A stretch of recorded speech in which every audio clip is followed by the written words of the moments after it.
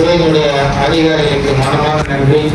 நம்முடைய மாமன்ற உறுப்பினர் சர்வகணேசன் அவர்கள் உரையாற்றுகின்ற போது எடுத்துரைத்தார், அதிகாரிகளை பொறுத்தவரை யார் ஆட்சியாளர்களோ ஆட்சி செய்கிறார்களோ அவர்கள் உட்பட்டு கட்டுப்பட்டு தான் இருந்து ஆக வேண்டும் என்கின்ற ஒரு கட்டாயம் அவர்களுக்கு இருக்கிறது. ஏனென்று சொன்னால் அதை மீறி அவர்கள் செய்தால் மேலிடத்தர்களுக்கு வருபவர்கள் கூட அமைதியாக இருந்தாலும் லோக்கல் இருக்கிற ஆளுங்கட்சி பிரமுகர்கள் அவர்களை மிரட்டுவதும் உருட்டுவதும் ஒன்று அங்கே மாய்த்துருவேன் எங்கே மாய்த்துருவேன், நீ நான் அவர்கிட்ட பேசுற இவர்கிட்ட பேசுற என்கிற அச்சுறுத்தல்கள் அதிகாரிகள் வரதான் செய்யும்.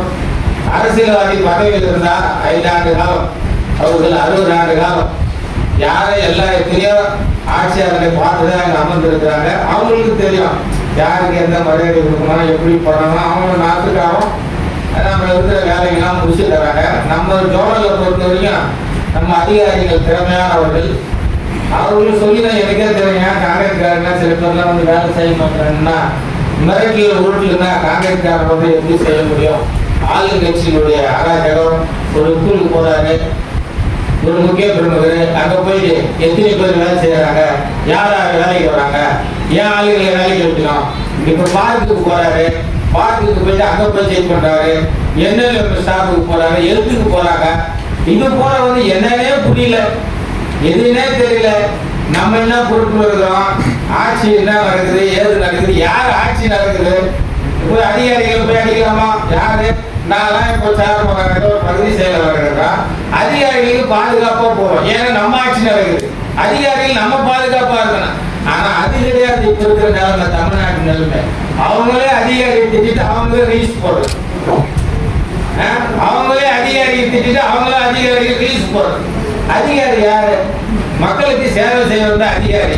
அதிகாரி மிரட்டுவது உருட்டுவதுதான் இன்னைக்கு தமிழ்நாட்டில் 1 மாசமா நடக்குது. அங்க திரும்பியான வந்து நன்றி சொன்னாங்க, இந்த ஆட்சிக்கு நன்றி சொல்றோம். இன்னும் 6 மாசம் ஆகட்டும், இந்த ஆட்சி எப்படி நடக்குது நன்றி சொல்றோம். நாங்கள் நன்றி சொல்றோம். ஒரு மாதத்திலே கரண்ட் இல்லை, அது இல்லை, தண்ணி பிரச்சனை இல்லை, ஒரு மெயின்டெனன்ஸ்.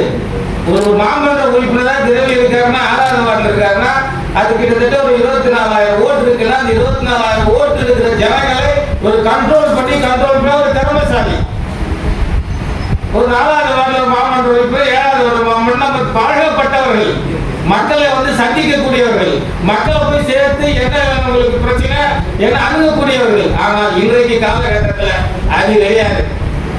நான் ஏதோ வந்தேன், நான் இப்படி வந்தேன், ஏதோ வந்து தெரியாமல் கொல்லாமல் உடனடியாக அதிகாரியை மிரட்டுவது.